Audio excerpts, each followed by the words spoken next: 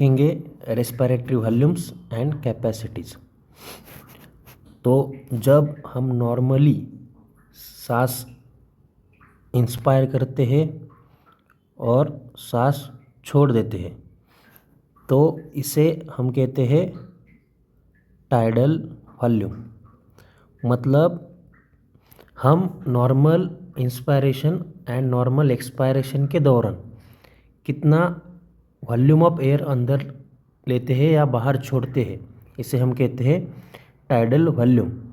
और ये इसकी वैल्यू लगभग अराउंड 500 ml होती है।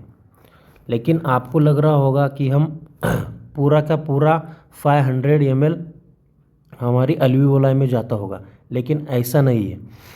इस 500 ml में से ये जो कंडक्टिंग पार्ट है इसमें 150 ml इसमें रह जाता है और अल्वियोलाई तक पहुंचता है 350 ml, जो कि एक्सचेंज में इस्तेमाल होता है। तो इस जो 150 ml कंडक्टिंग पार्ट में बचा है इसको कहते हैं एनाटॉमिकली डेड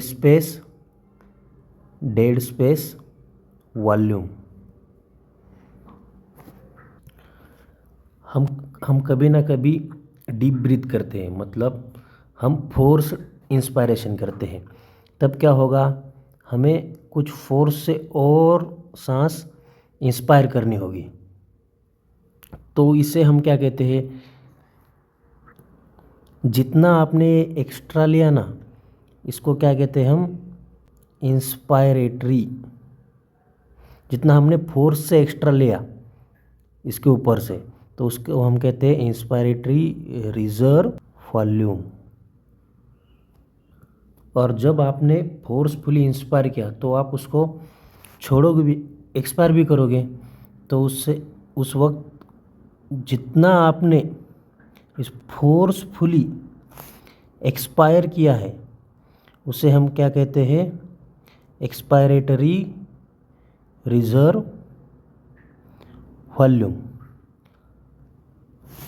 अब आपको लगता होगा कि आपने फोर्सफुली एक्सपायर किया तो आपको लगता होगा कि आपने सब वॉल्यूम, मतलब लंग से सब वॉल्यूम ऑफ एयर आपने निकाल दिया, लेकिन ऐसा नहीं होता। लंग में कुछ अमाउंट ऑफ एयर बचता है। जब आप फोर्सफुली भी एक्सपायर करते हो तब ये जो वॉल्यूम रहता है हम इसे रेसिडुअल वॉल्यूम कहते हैं।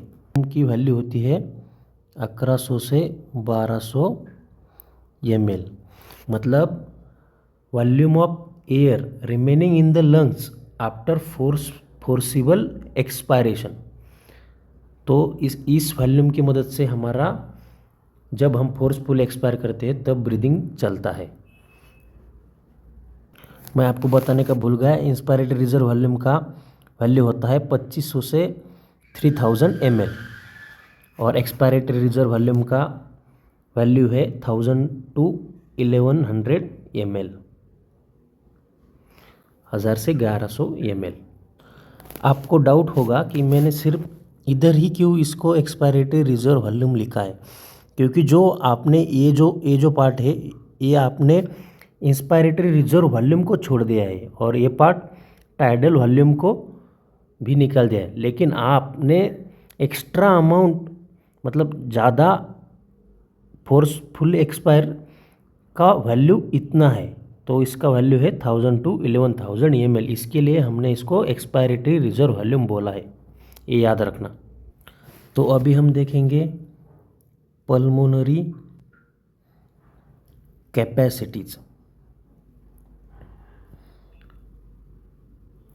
तो इसमें पहले देखेंगे कि हम कितना amount of air normal inspiration से और फोर्सफुली इंस्पायरेशन से ले सकते हैं। तो इसमें क्या क्या आएगा, नॉर्मल में तो आएगा टाइडल वॉल्यूम और फोर्सफुली में आएगा इंस्पायरेटरी रिजर्व वॉल्यूम। तो इसे हम क्या कहेंगे इंस्पायरेटरी कैपेसिटी, मतलब टोटल वॉल्यूम ऑफ एयर जो हम नॉर्मल इंस्पायरेशन से और फोर्सफुली इंस्पायरेशन से ले सकते हैं उसे हम कहेंगे इंस्पायरेटरी कैपेसिटी।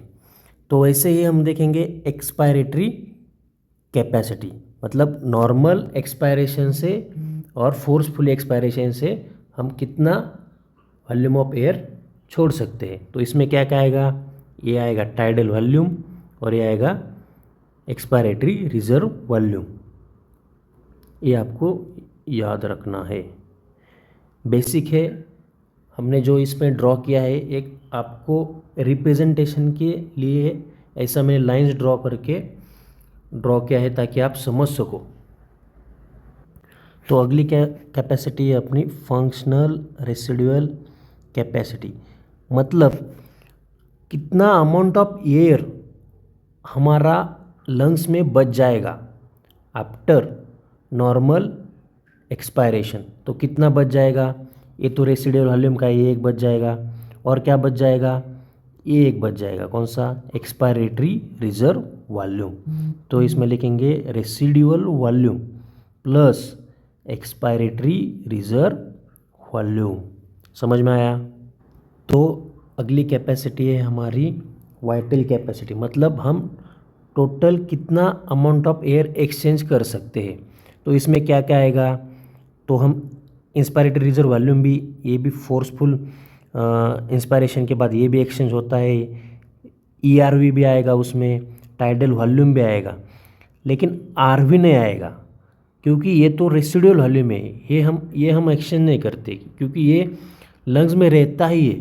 तो इसमें क्या क्या आएगा, इतना सब इसमें आएगा, किसमें, वाइटल कैपेसिटी में। क्या क्या आएगा, IRV प्लस ये टाइडल वॉल्यूम प्लस ये ERV।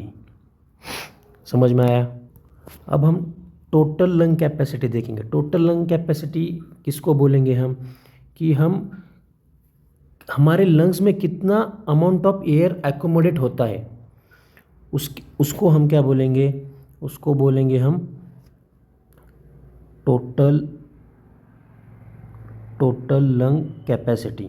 इसमें क्या क्या आएगा, इसमें पहले तो आएगा टाइडल वॉल्यूम आएगा, और क्या आएगा, ये इंस्पायरेटरी रिजर्व वॉल्यूम आएगा, और क्या आएगा, एक्सपायरेटरी रिजर्व वॉल्यूम आएगा, और क्या आएगा, ये रेसिडुअल वॉल्यूम, ये भी आएगा।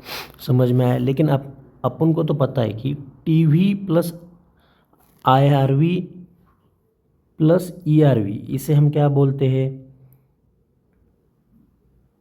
Vital capacity. तो इसको हम ऐसे भी लिख सकते हैं, TLC equals to vital capacity plus residual volume.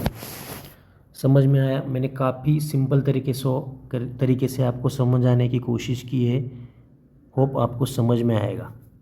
एक पॉइंट आपको याद रखना है जो कि काफ़ी इम्पोर्टेंट है, कि जो हम ये वॉल्यूम्स या ये कैपेसिटी मेजर करते हैं स्पायरोमीटर से, तो स्पायरोमीटर में कौन सा वॉल्यूम या कौन सी कैपेसिटीज़ नहीं मेजर होंगी।